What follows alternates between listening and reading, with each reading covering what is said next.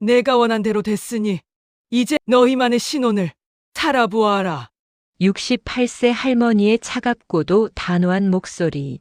어머니, 제발 다시 생각해 주세요. 제발요. 무릎 꿇고 우는 며느리. 가족의 사랑과 희생은 공짜였지만 돈은 갚아야 하는 채권 채무 관계다. 30년 동안 헌신한 어머니. 그러나 며느리의 한마디에 모든 것이 무너졌습니다. 시어머니가 사라져주면 우리 부부에게 진짜 신혼이 찾아올 것 같아. 그 순간 할머니는 결심했습니다. 이것은 68세 한 여자의 독립선언입니다. 일부 사라져야 할 존재. 파도 소리가 들린다.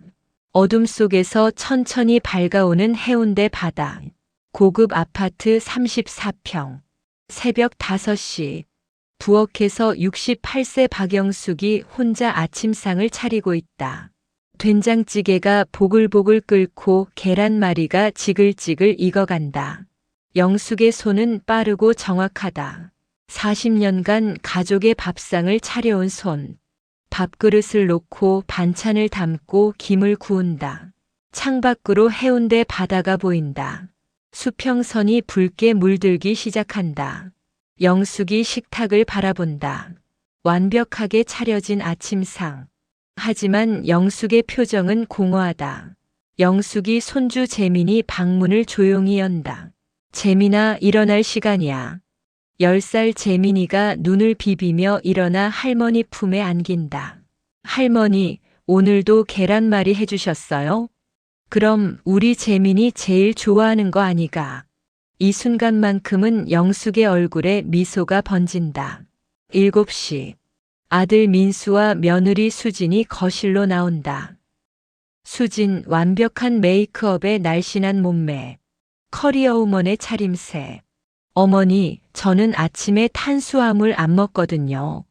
수진이 영숙이 차린 밥상을 훑어보며 말한다. 영숙은 아무 말 없이 고개를 끄덕인다. 민수는 스마트폰만 보며 무심하게 밥을 먹는다. 수진은 테이크아웃 커피를 들고 현관으로 향한다. 저녁 늦을 것 같으니까 먼저 드세요. 현관문이 닫힌다. 영숙은 조용히 혼자 남은 밥상을 치운다. 설거지를 하며 창밖을 바라보는 영숙. 아름다운 해운대 바다. 하지만 그녀의 마음은 허전하다. 오후 3시. 영숙이 태권도 학원 앞에 서 있다. 다른 학부모들 사이에서 영숙은 눈에 띄게 나이가 많다. 저분이 재민이 할머니래. 시어머니가 육아 다 하는 거래. 영숙은 그 속삭임을 들었지만 모른 척한다. 재민이가 학원 문을 열고 나와 할머니에게 달려와 안긴다. 할머니, 오늘도 와주셨어요? 영숙이 재민이의 손을 잡고 집으로 향한다. 그날 저녁, 수진이 퇴근해서 거실 소파에 앉아 전화 통화를 한다. 영숙은 부엌에서 설거지를 하고 있다. 수진의 목소리가 거실에서 들려온다. 언니, 진짜 말이야. 시어머니랑 사는 거 너무 힘들어. 영숙의 손이 멈춘다. 솔직히 말하면 시어머니가 사라져주면 우리 부부에게 진짜 신혼이 찾아올 것 같아. 아직도 우리 신혼부부잖아. 근데 맨날 어머니 눈치 보면서 사는 게 너무 스트레스야. 영숙의 심장이 쿵쾅거린다. 손이 떨린다. 설거지통에서 물소리만 계속 흐른다. 에휴, 그래도 어머니가 재민이 돌봐주시니까 참아야지 뭐. 그치만 진짜 자유롭고 싶어. 전화가 끊긴다. 영숙은 설거지통 앞에서 얼어붙어 서 있다. 사라져주면 신혼이 찾아올 것 같아. 그 말이 머릿속에서 맴돈다. 영숙이 천천히 자기 방으로 들어간다. 침대에 앉아 한참을 멍하니 있다가 서랍을 연다. 등기권리증이 나온다. 해운대 마천루 오션뷰 아파트 34평. 8년 전 민수가 결혼할 때 영숙이 자기 집을 팔고 산 집. 그 아래 차용증 한 장. 8년 전 민수가 결혼 준비하며 빌려간 3천만 원. 엄마, 이거 꼭 갚을게요. 아이고, 천천히 갚아라. 우리 아들인데 뭐. 영숙은 차용증을 꺼내든다. 손이 떨린다. 분노가 아니다. 깊고 깊은 배신감이다. 영숙은 그날 밤 잠을 이루지 못한다. 천장을 바라보며 수없이 생각한다. 나는 이 집에서 무엇인가? 내가 30년 동안 바다에서 고생해서 모은 돈으로 산 이 집. 그런데 나는 지금 누군가에게 사라져 줘야 할 존재인가? 새벽이 밝아온다. 영숙, 오늘은 밥상을 차리지 않고 조용히 옷을 입고 현관을 나선다. 해운대 바닷가. 영숙이 바다를 바라본다. 파도 소리가 귓가에 들린다. 30년 전 자신이 물질하던 그 바다. 영숙이 천천히 걷다가 멈춰 선다. 그리고 결심한다. 나는 더 이상 짐이 되지 않겠다. 영숙이 바다를 등지고 돌아선다. 2부 침묵 속의 계획. 며칠 후, 영숙은 겉으로는 아무 일도 없었던 것처럼 행동한다. 여전히 새벽 5시에 일어나 밥을 짓고 재민이를 돌본다. 하지만 영숙의 눈빛이 달라져 있다. 어느 날 오후, 민수와 수진이 출근하고 재민이를 학교에 보낸 후, 영숙이 부동산 중개소에 전화를 건다. 여보세요. 저는 해운대 마천루 아파트에 사는 박영숙이라고 합니다. 제 집을 좀 내놓고 싶은데요. 아, 네. 언제 한번 뵐까요?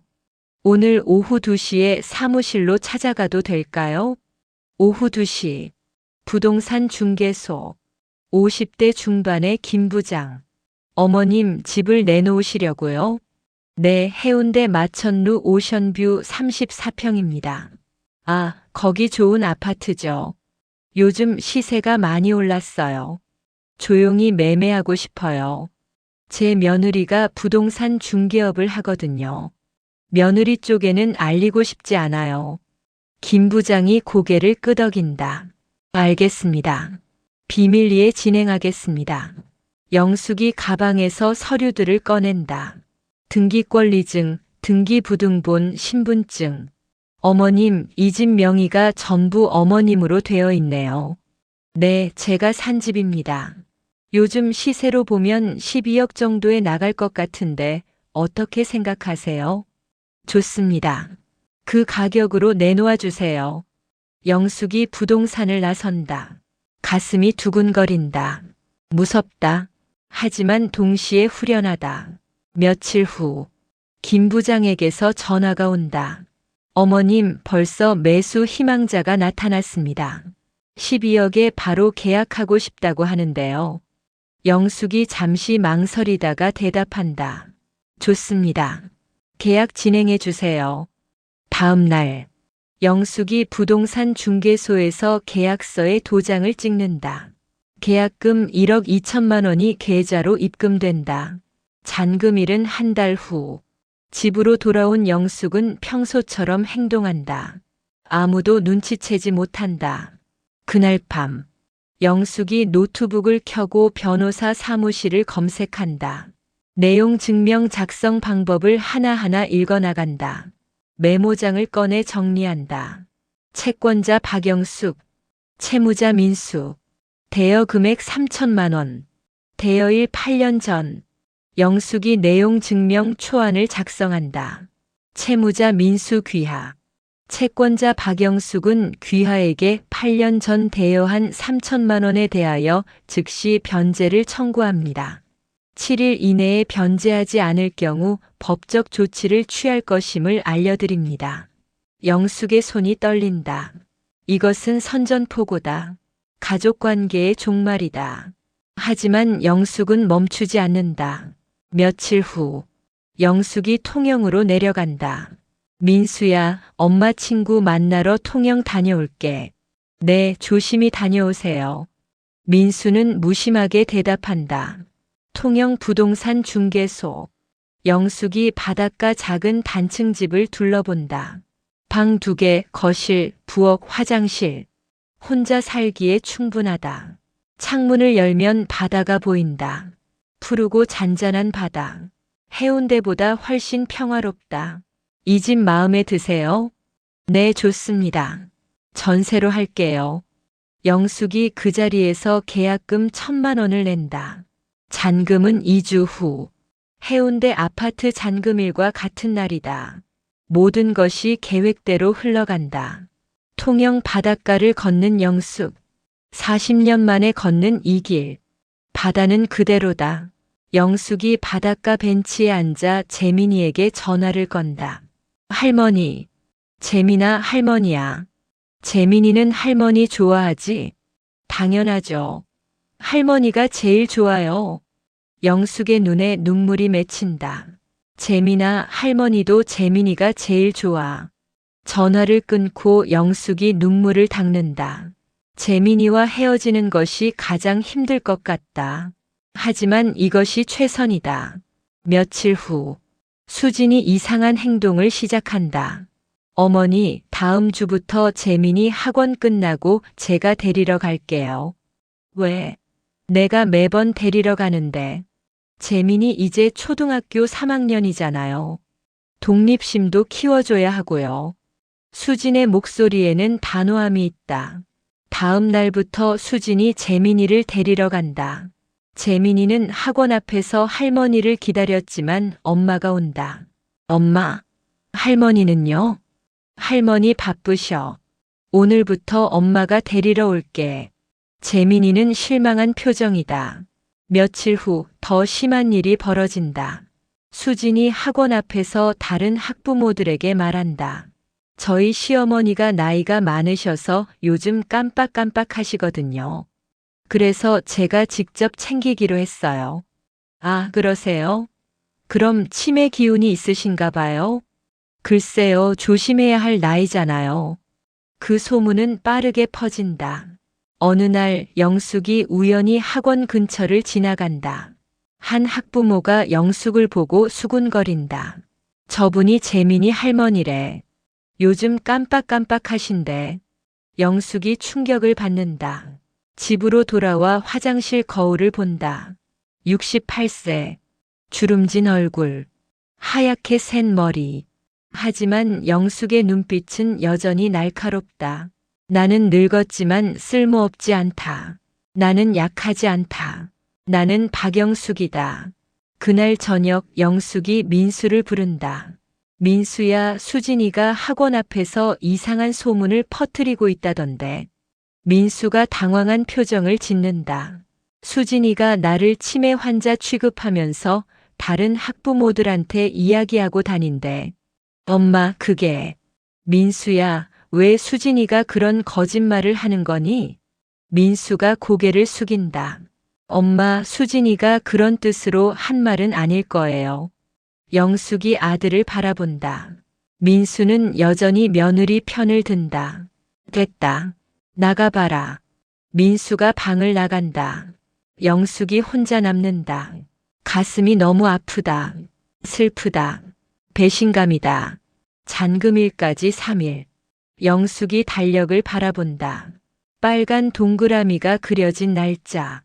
그날이 오면 모든 것이 끝난다. 영숙이 옷장을 열고 조용히 짐을 싸기 시작한다. 옷, 신발, 소중한 물건들. 많지 않다. 베란다 구석에 낡은 바구니. 30년의 추억이 담긴 바구니도 챙긴다. 모든 짐을 큰 가방 2개에 담아 옷장 깊숙이 숨긴다. 잔금일 전날 밤. 영숙이 잠을 이루지 못한다. 일어나서 책상 앞에 앉아 편지를 쓰기 시작한다. 3통의 편지. 민수에게, 수진에게, 재민이에게, 민수에게. 민수야, 엄마는 이 집을 떠난다. 이 집은 내가 팔았다. 새 주인이 들어온다. 너희가 원했던 신혼을 살아라. 엄마 없이 자유롭게 살아라. 그리고 빌린 3,000만 원은 갚아라. 가족이라고 해서 돈을 안 갚아도 되는 건 아니다. 수진에게. 수진아, 내가 원했던 대로 됐다. 엄마가 사라진다. 하지만 기억해라. 나도 한때는 며느리였다. 나도 시어머니를 부담스러워했다. 너도 언젠가 알게 될 것이다. 재민이에게. 재민아, 할머니가 미안하다. 하지만 할머니는 재민이를 항상 사랑한다. 할머니는 통영에 있을 거야. 언제든 놀러와. 사랑한다. 편지를 다 쓰고 영숙이 눈물을 닦는다.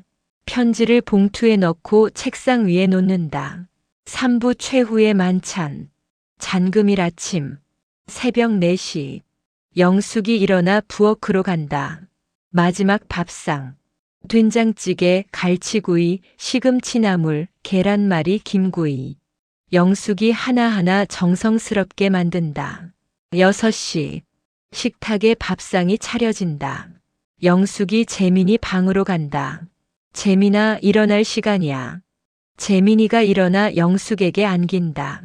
영숙이 재민이를 꼭 안아준다. 마지막 포옹. 눈물을 참는다. 민수와 수진도 일어난다.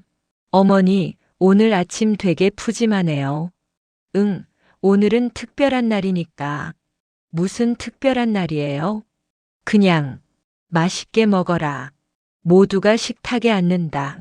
영숙은 밥을 먹지 않고 가족들이 먹는 모습만 지켜본다.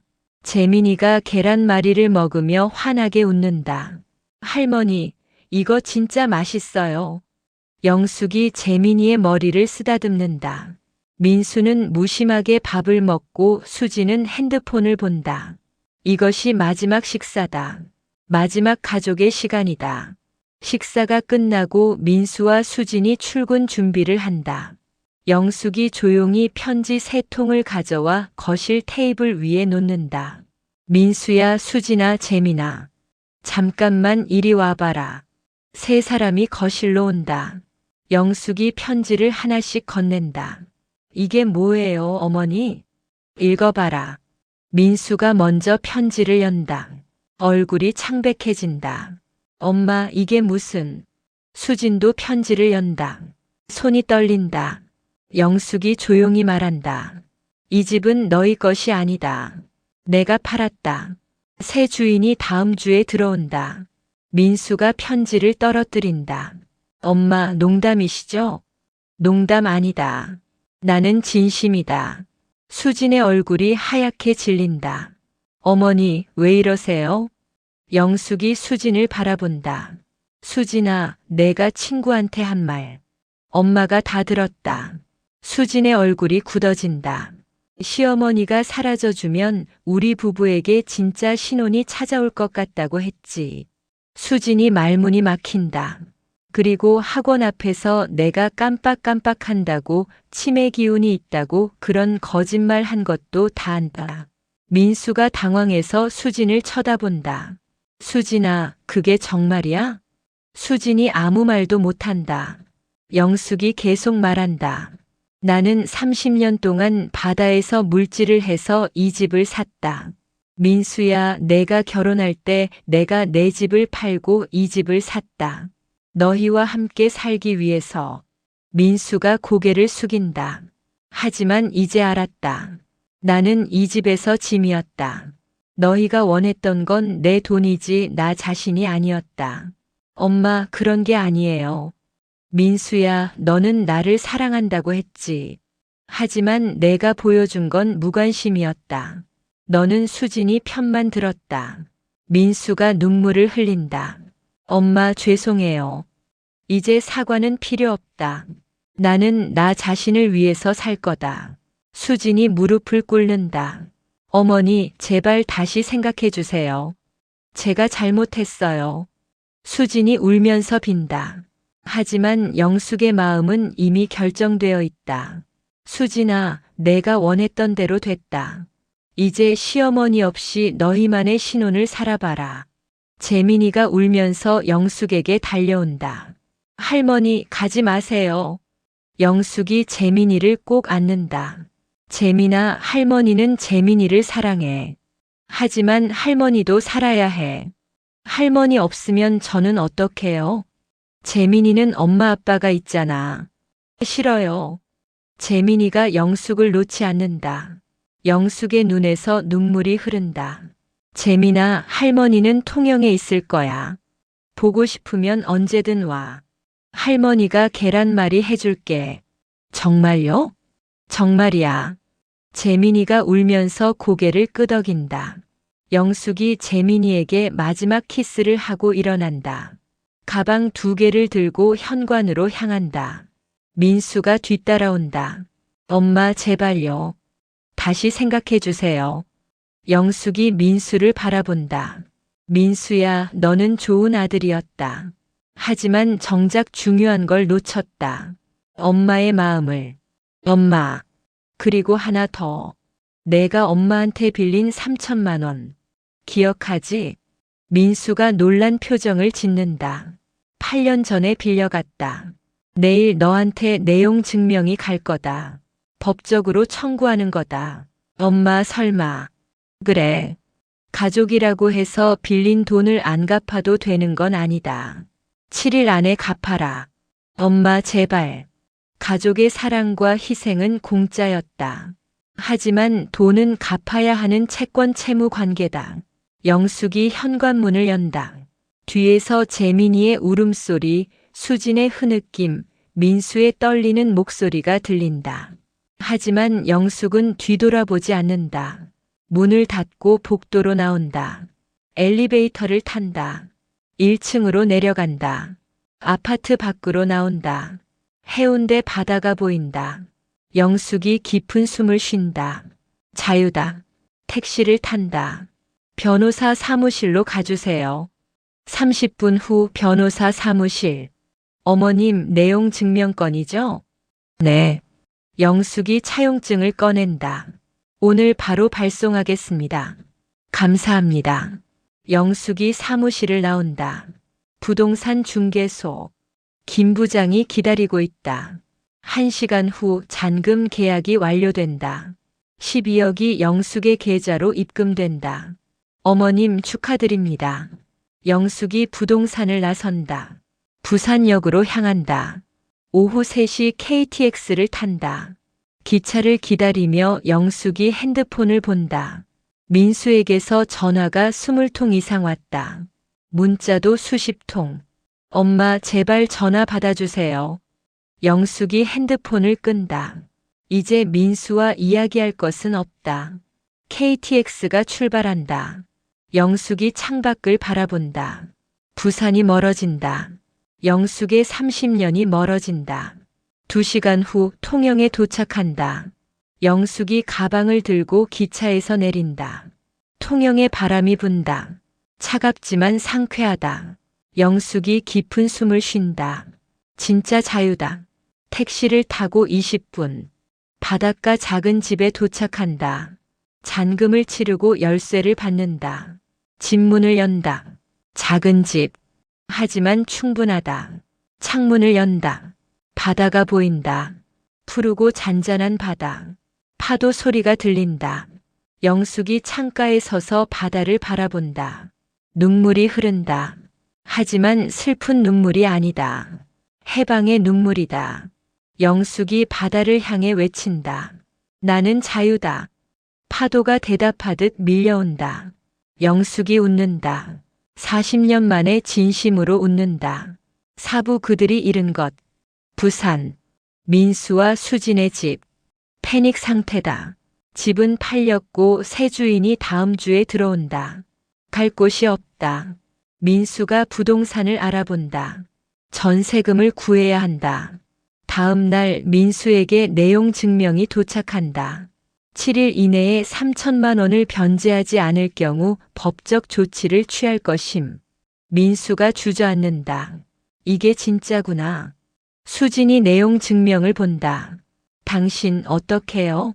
3천만 원을 7일 안에 어떻게 구해요? 대출을 받아야 할 것 같아. 민수가 은행에 가지만 신용 한도가 부족하다. 결국 계약금 1억 2천만 원 중 일부를 깨고 고금리 대출을 받는다. 7일 후 민수가 3천만 원을 영숙의 계좌로 송금한다. 민수가 주저앉아 운다. 엄마. 수진도 운다. 재민이는 할머니를 그리워하며 매일 운다. 그들은 모든 것을 잃었다. 집도 돈도 그리고 영숙도. 작은 전세집으로 이사한다. 해운대 오션뷰가 아니라 변두리의 낡은 아파트. 그들의 삶은 완전히 바뀌었다. 수진이 이제야 깨닫는다. 영숙이 얼마나 많은 것을 해줬는지 민수도 깨닫는다.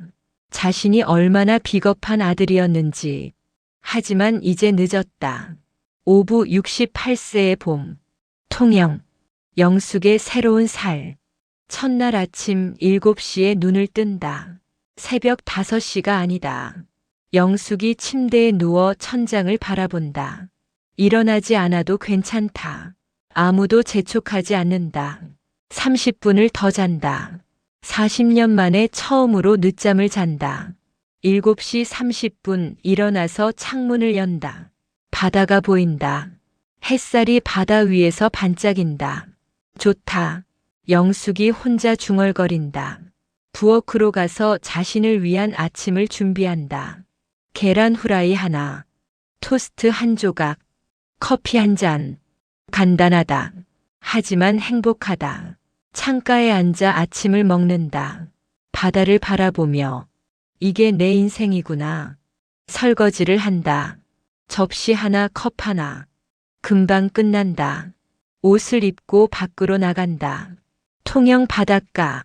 40년 전에 걷던 그 길. 천천히 걷는다. 바람이 불고 파도가 밀려온다. 신발을 벗고 모래사장을 걷는다. 파도에 발을 담근다. 차갑다. 하지만 웃는다. 나는 자유다. 바닷가 카페에 들어간다. 아메리카노 한 잔 주세요. 창가 자리에 앉는다. 바다가 보인다. 커피를 마시며 바다를 바라본다. 아무 생각도 하지 않는다. 그저 바다를 바라본다. 얼마나 오랜만인가. 이렇게 앉아 있는 것이 행복하다. 카페를 나와 시장으로 간다. 통영시장. 40년 전에도 다녔던 시장. 장을 본다. 채소, 생선, 과일. 혼자 먹을 만큼만. 혼자 사세요? 네, 혼자 삽니다. 외롭지 않으세요? 아니요, 전혀요. 웃으며 대답한다. 외롭지 않다. 오히려 자유롭다. 집으로 돌아와 점심을 준비한다. 된장찌개, 김치, 밥. 간단하다. 혼자 먹는다. 조용하다. 하지만 평화롭다. 오후에 책을 읽는다. 40년 전에 읽던 시집. 나는 나의 슬픔을 사랑한다. 소리내어 읽는다. 아무도 듣지 않는다. 하지만 괜찮다. 저녁 베란다에 나간다. 해가 지고 있다. 바다 위로 노을이 진다. 붉고 아름다운 노을. 노을을 보며 운다. 행복의 눈물이다. 나는 살아있구나. 일주일이 지난다. 통영에서의 삶에 익숙해진다. 매일 7시에 일어나고 바닷가를 걷고 카페에서 커피를 마신다. 단순한 일상. 하지만 행복하다. 어느 날 화원에 가서 국화 화분을 산다. 집으로 돌아와 베란다에 심는다. 예쁘게 자라라. 2주가 지난다. 핸드폰을 켠다. 부재중 전화가 100통이 넘는다. 모두 민수에게서 온 것이다. 문자를 읽는다. 엄마, 제발 전화 받아주세요. 엄마, 죄송해요. 엄마, 재민이가 매일 울어요. 마지막 문자를 읽고 가슴이 아프다. 재민이에게 문자를 보낸다. 재민아, 할머니는 잘 지내고 있어. 언젠가 놀러와. 사랑한다. 핸드폰을 다시 끈다. 한 달이 지난다. 초인종이 울린다. 문을 연다. 민수와 수진이 서 있다. 둘은 초췌해 보인다. 엄마, 찾아왔어요. 어떻게 찾았니? 부동산 통해서 알아냈어요. 엄마, 제발 이야기 좀 해요. 영숙이 잠시 망설이다가 문을 연다. 들어와라. 민수와 수진이 들어온다. 차를 준비한다. 세 사람이 거실에 앉는다. 침묵이 흐른다. 엄마, 저희가 정말 잘못했어요. 진심으로 사과드려요. 어머니, 제가 너무 이기적이었어요. 정말 죄송해요. 영숙이 두 사람을 바라본다. 사과는 받았다. 엄마, 그럼 다시 저희랑 같이 사실 수 있으세요? 영숙이 고개를 젓는다. 안 된다. 왜요? 민수야, 나는 이제 내 인생을 살고 싶다. 68년을 살았다. 그중 40년은 너희를 위해 살았다. 이제 남은 시간은 나를 위해 살고 싶다. 민수가 눈물을 흘린다. 엄마, 저희가 그렇게 나쁜 자식이었나요? 나쁘다는 게 아니다. 다만 너희는 나를 필요로 하지 않았다. 너희가 필요로 했던 건 내가 해주는 것들이었지 나 자신이 아니었다. 어머니, 이제는 달라요. 저희가 어머니가 얼마나 소중한지 알았어요. 영숙이 조용히 말한다. 수진아, 내가 지금 느끼는 건 죄책감이다. 진짜 사랑이 아니다. 너는 내가 없어서 불편해졌고 그래서 나를 찾은 거다. 수진이 아무 말도 못한다. 나는 너희를 원망하지 않는다. 하지만 예전으로 돌아갈 생각은 없다. 엄마, 진짜 사랑은 희생이 아니라 존중이다. 서로를 존중하고 서로의 삶을 인정하는 거다. 너희는 아직 젊다. 이제부터라도 제대로 살아라. 영숙이 일어난다. 재민이 데리고 왔니? 아니요, 학교 있어서요. 그럼 다음에 재민이 데리고 와라. 할머니가 보고 싶다. 재민이는 언제든 환영이다. 하지만 너희 둘은 자주 오지 마라. 나는 혼자 있는 게 편하다. 영숙이 현관문을 연다. 이제 돌아가라. 민수와 수진이 일어난다. 엄마, 저희 용서해 주시는 거죠? 영숙이 미소 짓는다. 용서는 필요 없다. 나는 너희를 원망하지 않는다. 다만 예전으로 돌아갈 생각은 없다. 엄마 사랑해요. 나도 너를 사랑한다. 하지만 이제는 나 자신을 더 사랑하려고 한다. 민수와 수진이 떠난다. 영숙이 문을 닫는다. 창밖을 바라본다. 민수와 수진이 걸어가는 모습이 보인다. 가슴이 아프다. 하지만 돌아서지 않는다. 베란다로 나간다. 국화가 예쁘게 피어 있다. 국화에 물을 준다. 예쁘다. 에필로그. 2개월 후. 민수가 재민이를 데리고 온다. 할머니. 재민이가 영숙에게 달려와 안긴다. 영숙이 재민이를 꼭 안아준다. 우리 재민이 많이 컸네. 할머니 보고 싶었어요. 민수가 멀리서 지켜본다. 엄마, 재민이 맡기고 갈게요. 저녁에 데리러 올게요. 민수가 돌아간다. 영숙과 재민이가 단둘이 남는다. 재민아, 할머니가 계란말이 해줄게. 우와, 진짜요? 영숙이 부엌에서 정성껏 계란말이를 만든다. 재민이가 환하게 웃으며 먹는다. 할머니, 역시 할머니 계란말이가 제일 맛있어요. 점심 후 영숙과 재민이가 바닷가를 걷는다. 할머니, 바다 예쁘다. 그렇지? 할머니도 여기 바다가 좋아. 할머니, 여기서 행복하세요? 그래, 할머니는 여기서 아주 행복해. 그럼 다행이에요. 재민이가 영숙의 손을 꼭 잡는다. 따뜻하다. 저녁 민수가 재민이를 데리러 온다. 할머니, 다음에 또 올게요. 그래, 언제든 와. 할머니가 기다릴게. 재민이와 민수가 떠난다. 영숙이 혼자 남는다. 하지만 외롭지 않다. 6개월 후. 영숙의 삶은 완전히 정착되었다. 가을이다. 베란다에 앉아있는 영숙. 국화가 만개했다. 노랗고 아름다운 국화. 바람이 분다. 영숙이 눈을 감는다. 자유, 평화, 행복.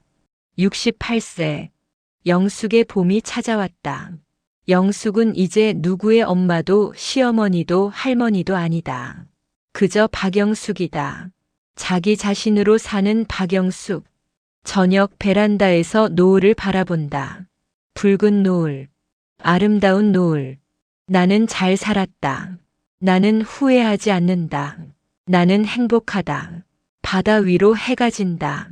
어둠이 찾아온다. 하지만 영숙의 집에는 불이 켜진다. 따뜻한 불빛. 영숙이 거실에 앉아 책을 읽는다. 나는 나의 삶을 사랑한다. 영숙의 목소리가 작은 집안에 울려 퍼진다. 아무도 듣지 않는다. 하지만 그것으로 충분하다. 겨울이 온다. 통영의 바다는 차갑다. 하지만 영숙은 여전히 바닷가를 걷는다. 두꺼운 코트를 입고 장갑을 끼고. 나는 68세다. 나는 아직 젊다. 나는 앞으로도 오래 살 것이다. 나 자신으로. 영숙이 미소 짓는다. 그리고 계속 걷는다. 자유롭게, 행복하게. 어느 날 재민이에게서 편지가 온다. 할머니, 저는 할머니가 보고 싶어요. 할머니는 행복하세요? 엄마 아빠는 요즘 많이 달라졌어요. 엄마는 요리를 배우고 있고 아빠는 저랑 많이 놀아줘요. 할머니 덕분인 것 같아요. 사랑해요. 영숙이 편지를 읽고 눈물을 흘린다.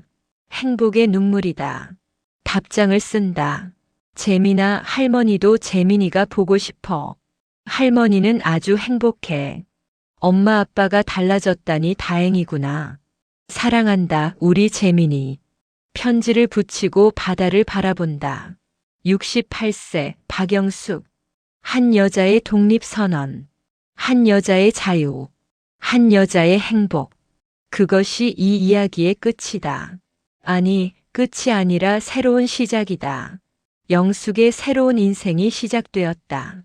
그리고 그 인생은 계속될 것이다. 오늘 이야기가 당신께 작은 위로가 되었다면 좋겠습니다. 구독과 좋아요 눌러주신 분들께 좋은 일만 가득하시길 바랍니다.